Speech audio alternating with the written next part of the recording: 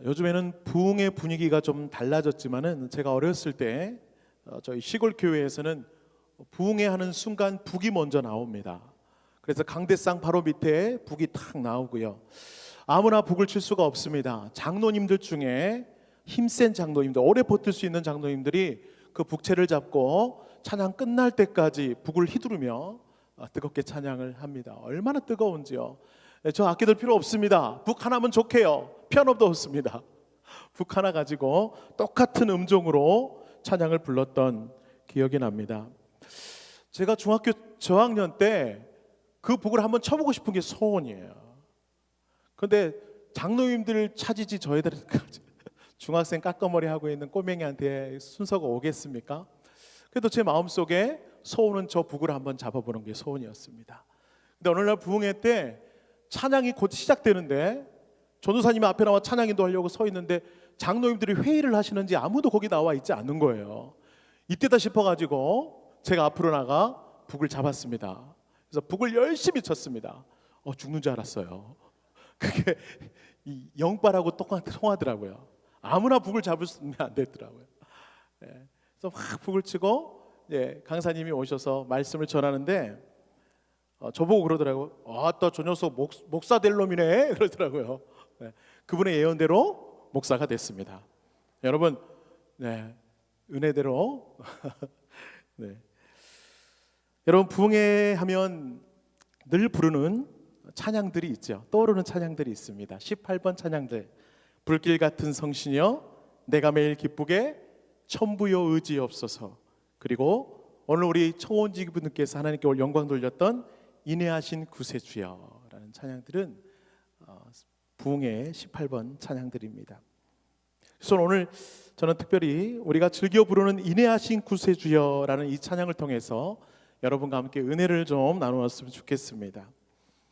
오늘 이 찬송도 얼마 전에 제가 아마 소개했던 인물 화니 크로스비라는 맹인 여성의 손길을 통해서 작곡된 찬양입니다.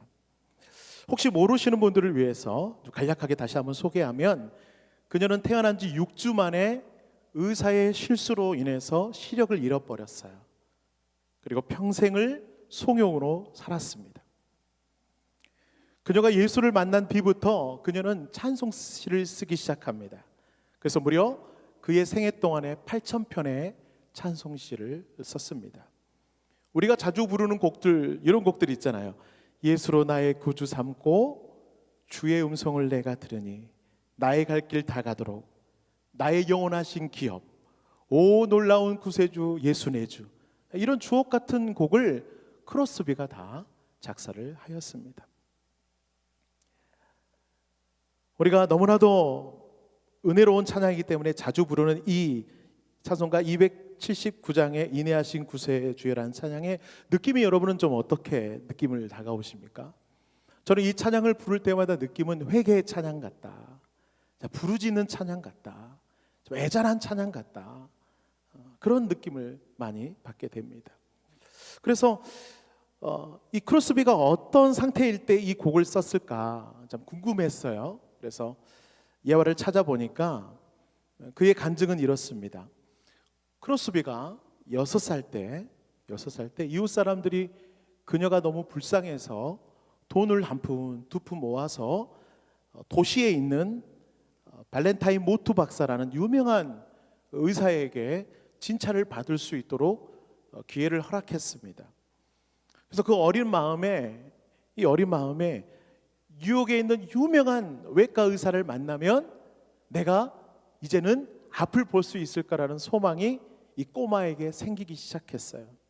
그래서 이제 차를 타고 먼 뉴욕까지 떠나는 길 안에서 계속해서 하나님 감사해요, 하나님 감사해요 외치면서 의사를 만나러 가게 됩니다. 그렇게 기다리던 의사를 만나게 돼요. 만나서 한참을 진찰하게 됩니다. 이쪽도 살피고 저것도 살피고 막 살핀 후에 의사가 침울한 표정으로 크로스비를 바라보면서 이 불쌍한 눈먼 아이야 라는 말을 남겨요. 이 불쌍한 눈먼 아이야. 그 말의 뜻은 뭐냐면 내 실력으로는 널 고칠 수 없어. 이 불쌍한 눈먼 아이야 라는 말이에요. 그 유능한 의사도 이 크로스비의 눈을 뜨게 해줄 수 없었습니다. 그때부터 이 아이 마음속에 또 머릿속에 또 귓가에 계속해서 그 의사의 말이 떠오르는 거예요. 이 불쌍한 눈먼 아이야. 계속해서 귓가에 맴도는 거예요. 그러면서 크로스비가 그 어린 마음에 다짐을 합니다. 나는 비록 볼 수 없지만 아름다운 삶을 살 거야 라고 다짐을 해요. 그래서 자기가 어렵고 힘든 일을 만날 때마다 그 의사의 말이 있잖아요. 이 불쌍한 눈먼 아이야. 그 말을 되뇌이면서 다시 한번 용기를 얻고 열심히 살았습니다. 근데 48세가 되던 어느 날 그 인생에 참 큰 시련이 다가옵니다. 거기 보니까 구체적으로 나와 있지 않으나 죽음까지도 생각할 만큼 아주 어려운 문제에 맞닥뜨리게 되었고 크로스비가 아주 큰 좌절 가운데 놓이게 되었습니다. 근데 그때 그 어렸을 때 그 의사에게 들었던 그 말, 이 불쌍한 눈먼 아이야 라는 말이 갑자기 마음속에서 훅 떠오르는 거예요. 근데 그 말이 의사의 말처럼 여겨지는 것이 아니라 하나님의 음성으로 들려지게 됩니다. 하나님의 음성으로. 그러면서 그가 주 앞에 나와 회개를 하는 거예요. 주님, 제가 주님의 사역을 한다고 지금까지 열심히 달려왔는데 정작 저는 주님을 믿지 않았군요. 제가 하나님께 쓰임받아 기쁘게 그 길을 달려왔는데 정작 어려움과 환난을 만나니까 저에게 믿음이 없었군요. 그러면서 그가 이렇게 고백합니다. 인애하신 구세주여, 내가 피오니 죄인오라 하실 때에 날 부르소서, 날 부르소서, 이렇게 외치기 시작한 것이 바로 인애하신 구세주여, 이 찬양의 작사가 되게 되었습니다. 여기서 인애라는 말의 뜻은 무엇입니까? 히브리어로 보면 헤세드라는 뜻이 있습니다. 여러분, 헤세드라는 단어 많이 들어보셨죠? 헤세드의 뜻 안에는 사랑, 자비, 호의, 애정이라는 뜻이 다양하게 담겨 있어요. 그 중에서도 인애라는 뜻도 포함되어 있다는 것입니다. 인애로서의 헤세드는 어떠한 뜻이냐면 언약의 기초에서 하나님의 불변한 사랑을 말하고 있어요. 불변의 사랑. 이 무슨 말입니까? 어떠한 상황 가운데서도 변하지 않는 하나님의 사랑이 바로 인애라는 단어 속에 담겨 있다는 것이죠. 우리를 약속대로 사랑하시는 하나님은 우리가 겸손하게 주님을 부르짖을 때에 그 기도를 들어 응답하시는 주님인 줄로 믿습니다. 여러분, 그 주님을 믿으십니까? 오늘도 여러분이 부르짖고 기도하는 그 기도 속에 하나님이 여러분과 함께 하실 줄로 믿습니다. 그런 마음이 다가오는 거예요. 그래서 오늘 찬송, 인애하는 구세주여, 인애하신 구세주여를 원 제목으로 볼 것 같으면 우리에게 더 큰 은혜가 될 것 같아요. 원 제목은 이렇습니다. Pass me not, O gentle Savior라는 뜻이에요. 원어 발음이라 잘 못 알아들었죠? 다시 한번 말씀하겠습니다. Pass me not, O gentle Savior. 여기서 앞에 단어가 뭡니까? Pass me not. 나를 지나치지 마소서. 인애하신 구세주여라는 뜻이에요. 나를 지나치지 마소서. 이 말을 들으니까 성경에 나온 어떤 한 인물이 떠올랐어요. 그래서 오늘 본문으로 그 인물에 대해서 함께 나누었습니다. 그 인물이 누구였습니까? 바로 소경 바디메오가 떠올랐어요.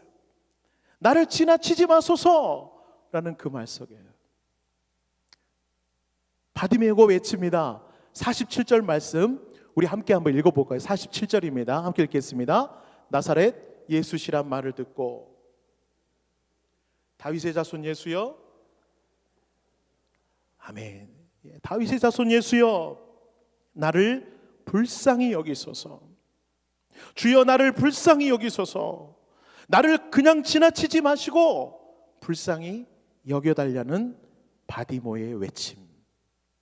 이게 오늘 찬송 제목하고 너무나 잘 맞아떨어지는 것 같아요.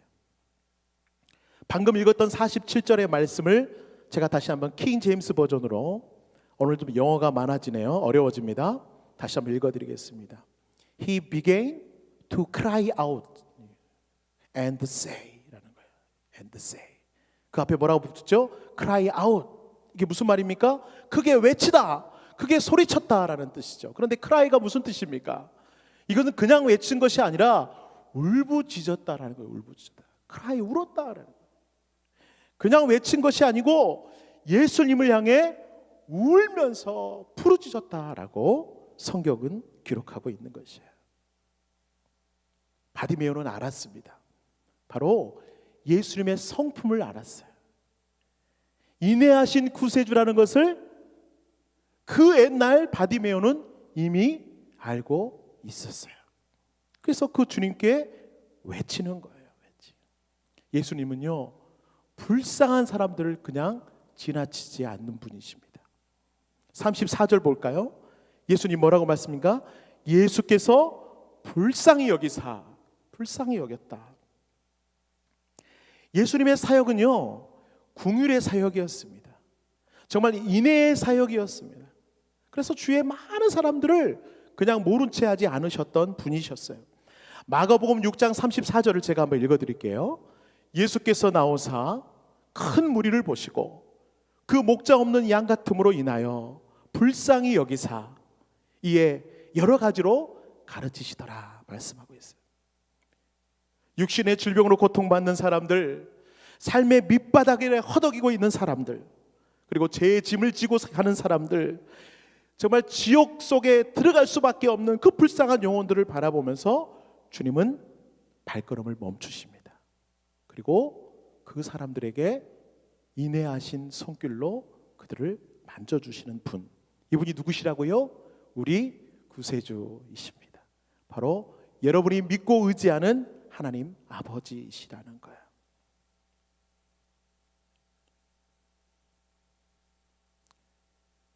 우리는 그것을 믿기에 우리가 기도할 때 뭐라고 그러죠? 우리도 부르짖고 기도하잖아요.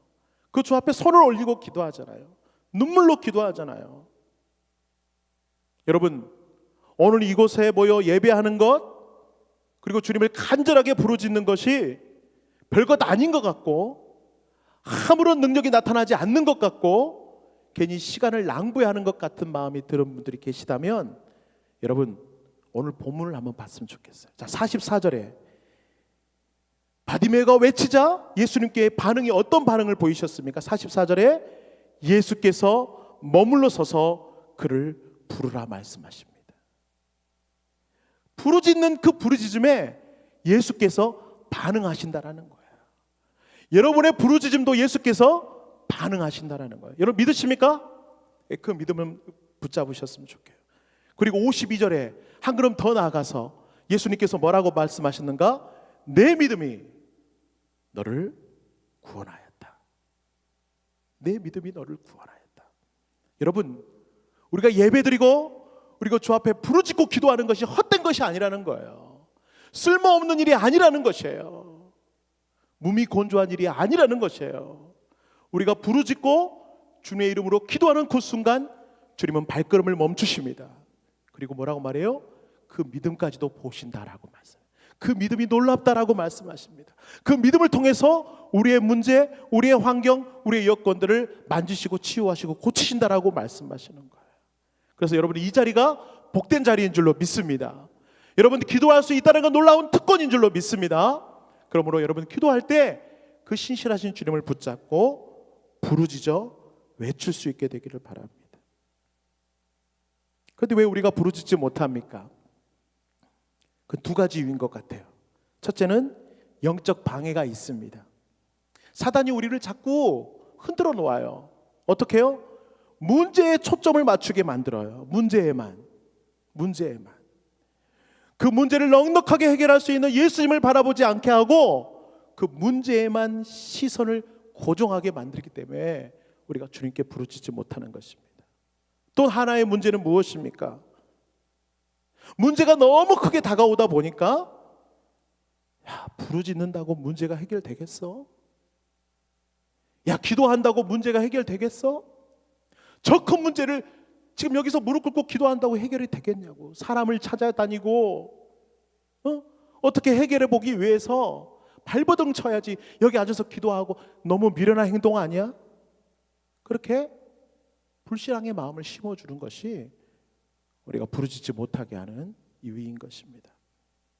여러분, 그렇게 자꾸 우리 마음속에 혼란을 심어주고 우리 생각을 흔들어 버릴 때 여러분 다시 한번 말씀을 보시기 바랍니다. 오늘 본문에서도 똑같은 일이 벌어졌어요. 주님을 부르짖자 많은 사람들이 바디메오를 향해서 뭐라고 말합니까? 꾸짖어 잠잠하라. 참 성경은 고상하게 써놓으셨죠. 사실 이렇게 고상한 어투는 아니었을 거예요. 주위 사람들이 야 조용해!